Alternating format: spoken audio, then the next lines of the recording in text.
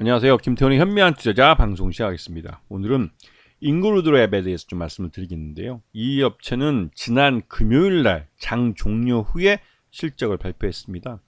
인그루드랩은 그 코스메카 코리아의 계열사이면서 미국 내에 그 화장품 제조 시설을 갖고 있는 OEM, ODM 업체이기도 합니다. 그리고 코스메카 코리아가 큰 그림을 그리고 이 미국 법인인 이 인그루드랩을 인수를 해서 북미 지역에서 화장품을 OEM하고 ODM 하겠다고 이제 전략을 짠 거였죠. 이게 코로나 터지면 좀 고생을 했지만 그래도 잘 키워와서 지금은 북미 지역에 수많이 생기고 있는 그 독립 화장품 브랜드들의 OEM과 ODM을 해주면서 매출 실적이 쑥쑥쑥 크고 있는 그런 회사이기도 합니다.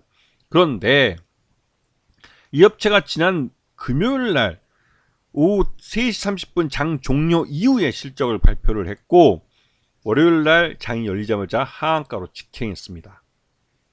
그런데도 웃긴 건 이 회사가 내놓은 실적은 어닝 서프라이즈였다는 거죠. 그런데도 불구하고 주가가 이렇게 흘러내리는 것은 다 이유가 있습니다. 자, 이 인그루드랩은 북미, 미국 지역에 이런 공장을 갖고 있고 한국에도 인그루드랩 코리아라는 한국 법인을 갖고 있습니다. 이 인그루드랩이라는 미국 법인이 한국 법인을 100% 보유하고 있는 구조가 있고 이 인그루드랩 자체를 이 코스메카 코리아가 보유하고 소유하고 있는 관계를 갖고 있죠.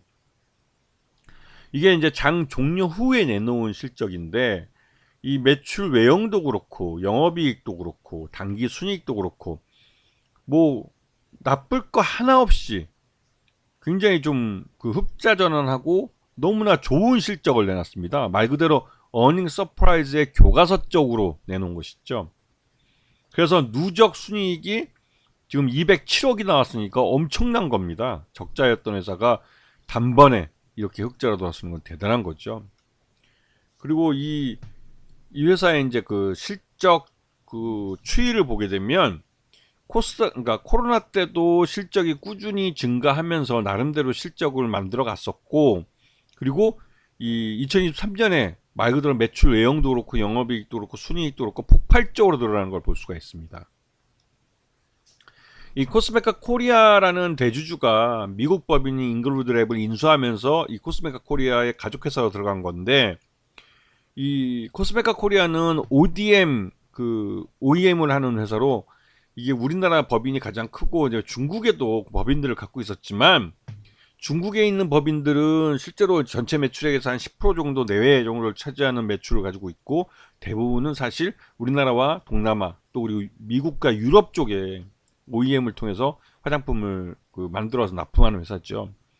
그런데 특히 이제 인그루드랩을 인수하면서 북미 지역에서 그 K 뷰티가 유행할 것이라는 게 뭐 말 그대로 이제 제대로 적중을 했죠. 그래서 코로나 끝난 이후에 북미 지역의 사람들이 외출을 늘리면서 이제 화장품에 대한 소비가 늘어나고 그럴 때 K 뷰티에 사용된 그리고 K 드라마나 K 무비, K 팝 여기에 나오는 이 화장품에 대해서 K 뷰티를 따라하는 여성들이 많이 늘어나고 그에 따라서 K 뷰티, K 코스메틱이라는 것이 미국 내에서 굉장히 큰 유행을 보여주고 이거는 대서양 넘어서 유럽에서도 이 K 뷰티 상품에 대한 K 코스메틱에 대해서 그 여성들의 선호도가 굉장히 올라갔습니다. 인지도도 올라가고 그러면서 자연스럽게 이 한국 K-뷰티 상품을 찾는 그런 화장품 회사들이 늘어났고 그래서 당연히 이 인그루드랩의 OEM이나 ODM을 요구하는 그런 회사들이 많아졌죠.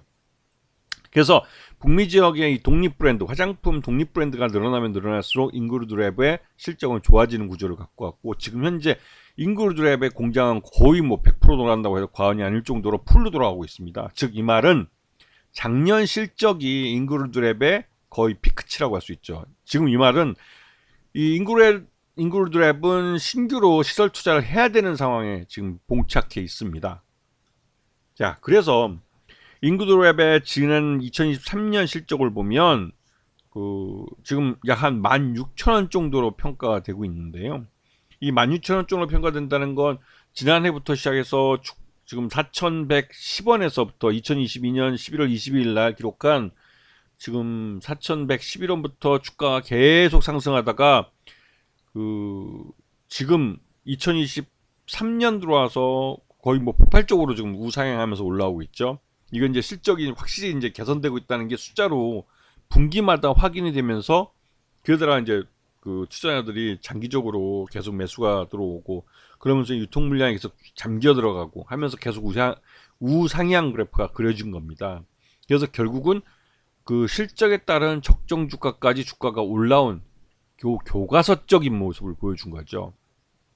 그리고 지난주 금요일 날 장 끝나고 실적을 발표하고 소문에 사서 뉴스에 팔라는 증시 격언하고 딱 맞아떨어지게 월요일날 개장과 함께 차익 실현 매물이 쏟아지면서 주가는 하한가까지 내려왔습니다. 하지만 지금 작년 2023년 실적이 나올 걸 기다려왔던 투자자들이 이전부터 많이 사왔던, 지금 그 월요일날 그 차익 실현 매물이 나온 그 물량은 그 전에 한참 전에 이 매수해서 상당한 그 시세 차익을 가진 자금들이라고 생각이 듭니다. 이런 물량이 이제 시장이 쏟아지면서 이 그 말 그대로 이제 이 손바뀜이 좀 일부 벌어지긴 한 거죠. 하지만 이 회사가 워낙 실적이 좋고 지금 현재 그 생산 캐파로 지금과 비슷한 실적을 계속 해 갈 거기 때문에 이 회사의 주가는 실적에 의해서 떠받침이 되는 종목입니다. 그렇기 때문에 이 회사가 뭐 그 OEM이나 ODM이 줄어들 만한 특별한 사고를 치지 않는 한 현재 주가대에서 그 이렇게 횡보할 가능성이 크고, 장기적으로 이 생산 캐파를 더 늘리거나 해서 생산량을 더 늘릴 수 있게 되면 인구드랩은 그 추가적인 주가 상승으로 나타날 수가 있죠. 근데 그런 부분은 인구드랩에 대해서 경영 판단이 필요한 부분, 왜 비용이 상당히 들어갑니다. 시설, 왜냐면 화장품이라는 게 생산 설비에 들어가는 돈이 막대하거든요. 이게 자본 투자가 돼야 되는 겁니다. 그런 부분을 회사가 결정을 해야 되기 때문에 인그루드랩은 지금 현재 갖고 있는 시설을 갖고 캐파를 갖고 생산할 수 있는 건 지금 현재의 매출액과 지금 현재의 순이익이 되지 않을까. 그리고 물론 고부가치 제품으로 부가가치를 더 높이면 그 순이익은 더 늘어날 수 있습니다. 영업이익과 순이익은 더 늘어날 수 있고, 그런 부분을 생각해 볼 수 있는 건데, 인그루드랩은 지금 그러니까 이 매출액은 거의 뭐 지금 생산 캐파로 거의 히트를 치지 않았을까라는 생각이 좀 들기도 합니다. 그렇기 때문에 소문에 사서 뉴스에 판다고 차익 실현 매물도 실적이 공개되고 나서 바로 쏟아져 나온 거죠. 하지만 이 회사가 주가가 다른 그 머니게임 하는처럼 순식간에 올라간 게 아니라 1년여에 걸쳐서 서서히 올라갔기 때문에 이 실적에 대해서 주가가 떠받침이 되는 종목입니다. 그렇기 때문에 이 회사는 뭐 급작스럽게 이렇게 폭락하거나 그럴 염려는 뭐 없다고 생각이 들죠. 오히려 이제 향후 인글드랩에 대해서 이 코스메카 코리아나 이 대주 쪽에서 신규 투자를 통해서 생산 설비를 캐파를 증설하거나 이러한 뉴스들이 있을지를 좀 기다려봐야 될 필요가 있는 것 같습니다. 자, 오늘 방송 여기서 마치겠습니다. 감사합니다.